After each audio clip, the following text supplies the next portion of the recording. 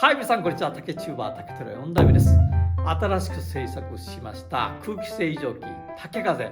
今日はですね、この中に入っているカートリッジの交換の仕方をご説明したいなと思っています。竹風のですね、後ろにはこのようにビス止めでされた穴が2箇所あります。だいたいカートリッジは半年から1年に1回交換していただくんですけれど、ドライバーでビスを緩めます。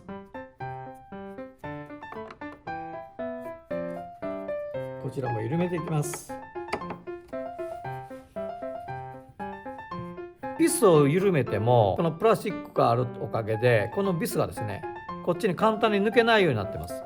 で、この板を軽く後ろの方を倒します。後ろの板にこのボッチが出ていて、このボッチがこの穴に刺さっている状態です。なので手を離してもバタンと後ろに倒れないようになっています。ネジを緩めます。板を後ろに倒します。で、倒した後上に引き上げます。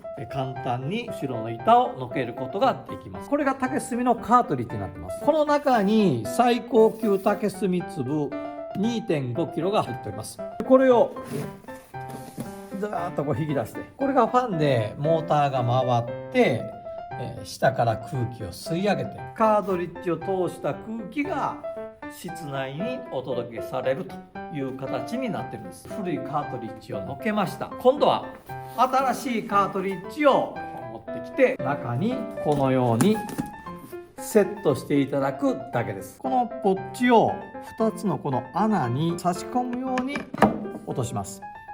で、手を離してもですね、後ろにバタッと倒れることはありませんので、軽く押し込んでいきます。で、プラスのドライバーで軽く締め込んでいただければ完成です。これでカートリッジの交換は終了です。どうです？簡単でしょ？こうしてですね、お使いいただけるということです。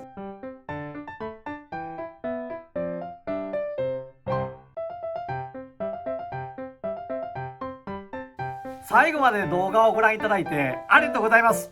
グッドボタン、チャンネル登録よろしくお願いいたします。